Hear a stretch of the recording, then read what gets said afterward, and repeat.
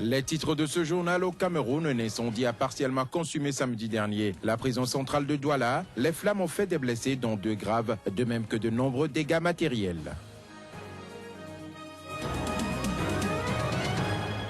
Le Sénégal a abrité ce samedi une session extraordinaire des chefs d'État de la CEDEAO. Cette réunion s'est penchée sur les questions politiques et sécuritaires dans l'espace ouest africain.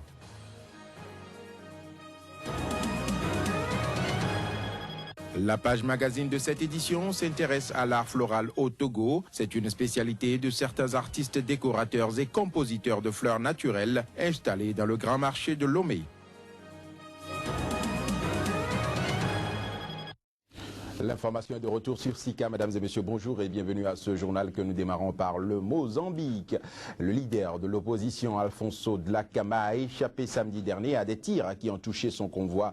Dans un premier temps, un inspecteur de police de la province de Manica, dans le centre du pays, a expliqué dimanche que les tirs venaient de policiers mais ne visaient pas le convoi du leader de l'ancienne rébellion de la résistance nationale du Mozambique, la Renamo. La voiture transportant Alfonso Dhlakama a échappé aux tirs qui ont touché les 3 véhicules qui la suivaient dans le convoi. 3 personnes ont été blessées d'après un journaliste local témoin de l'attaque. Dans un deuxième temps, dimanche après-midi, le commandant de la police de la province de Manica a contredit la version de son subalterne et nié toute implication des forces de l'ordre dans cette attaque.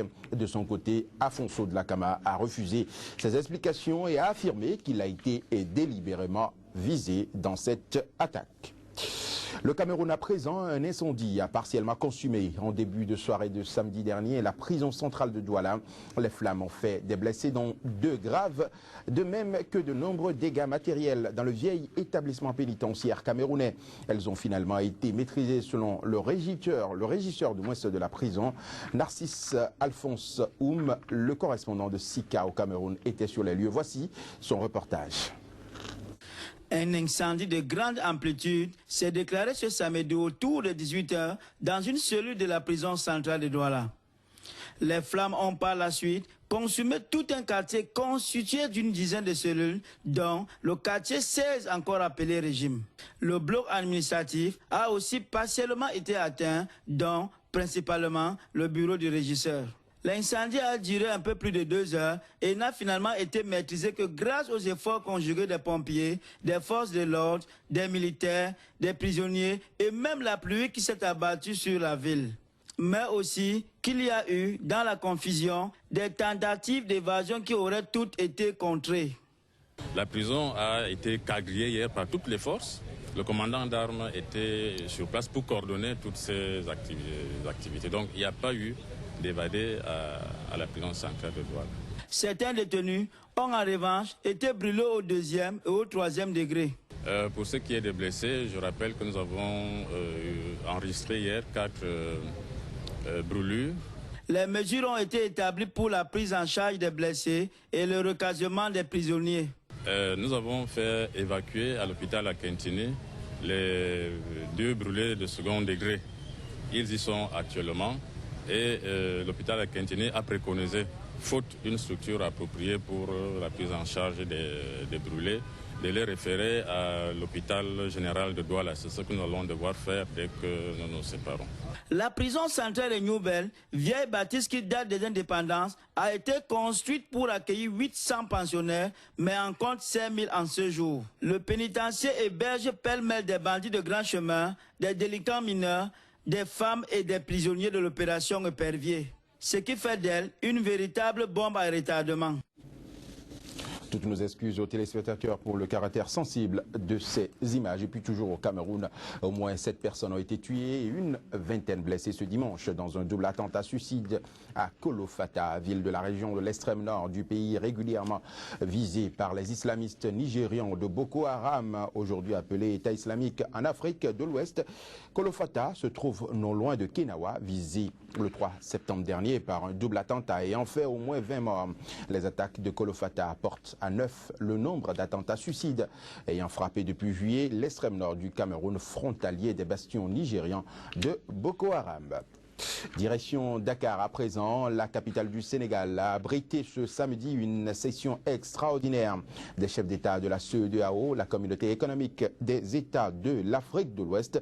Cette réunion avait pour objectif d'examiner les questions politiques et sécuritaires dans l'espace ouest africain. Voici le compte rendu de notre correspondant sur les lieux, Tchèque Malifanta Berti. Le Burkina, la Côte d'Ivoire et la Guinée-Conakry, 3 des 15 pays de la communauté économique des États de l'Afrique de l'Ouest, sont en phase de tenir des élections présidentielles en cette fin d'année 2015. Pour garantir dans ces pays des échéances républicaines normales donnant lieu à une compétition ouverte, saine et apaisée, sous convocation du président de la République Macky Sall, président en exercice de la CEDEAO, ses homologues de la région ouest africaine en session extraordinaire samedi ont adopté des mesures.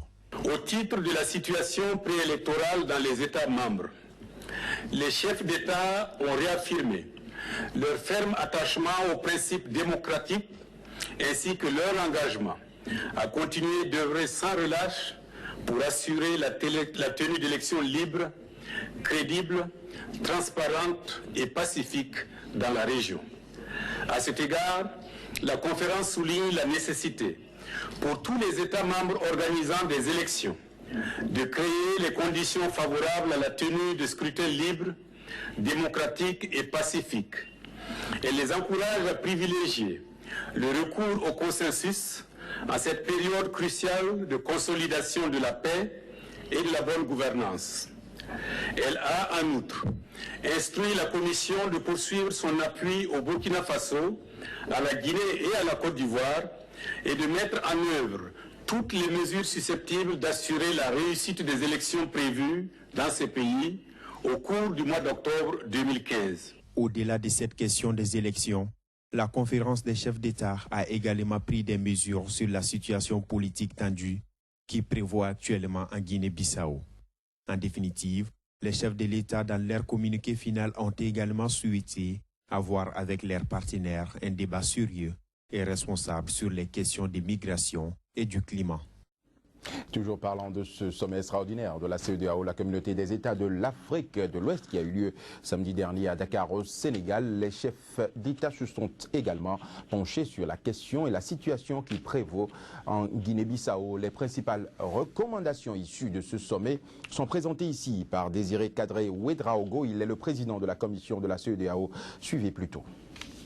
La conférence donne mandat au président Macky Sall, président en exercice, et au président Alpha Condé, président de la République de Guinée et médiateur de la CEDEAO, assisté par le président Olusegun Obasanjo, envoyé spécial du président Mohamedou Bouhari, président du groupe régional de contact sur la Guinée-Bissau, pour engager le dialogue entre toutes les parties prenantes en vue de trouver une solution durable à la crise.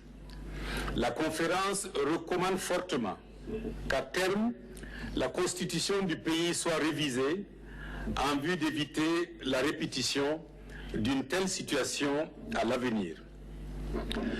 Compte tenu de la fragilité de la situation politique dans le pays, la conférence décide de proroger le mandat de l'ECOMIP pour 6 mois, de janvier à juin 2016. La page magazine de cette édition, à présent, nous emmène au Togo pour parler de l'art floral, spécialité de certains artistes, décorateurs et compositeurs de fleurs naturelles installés pour la plupart, du moins aux alentours du grand marché de Lomé. Ces spécialistes ont fait de cette activité une occupation quotidienne. Je vous propose ici d'aller à leur découverte en compagnie de Ferdinand Gadé, le correspondant de Sika au Togo. La composition et la vente des fleurs naturelles constituent une activité de revenu pour certaines personnes de façon spécifique au Togo. Moi, je suis dans ce métier depuis mon enfance parce que je suis né dedans. C'est dedans que je suis né. Donc, ma famille, maman, grand-maman, tout le monde, c'est ça qui fait quoi. Tout ce qui est métier nourrit l'homme. Je suis dans ça il y a au moins 25 ans déjà. Loin d'être considéré comme activité banale, la composition des bouquets et les pots de fleurs naturelles appellent certaines qualités et font de ces spécialistes des artistes à part entière. Ah, mais il y a plusieurs façons de faire des bouquets. Hein. Nous avons des compositions qu'on fait dans des pots, des bouquets qu'on emballe à la main. Comme composition florale, on fait un bouquet comme un bateau, on fait un bouquet rond, on fait un bouquet pyramide. Il y a plusieurs formes. Il y a tous les prix. C'est à partir de 1000 francs. Et au-delà de 50 000. Le Togolais, la fleur, c'est en dernière minute qu'il commande ça. Et il te donne 5 minutes pour faire les bouquets qu'il faut prendre au moins 2 heures de temps pour faire. Et quand il vient, il est pressé. C'est la grande difficulté même ça.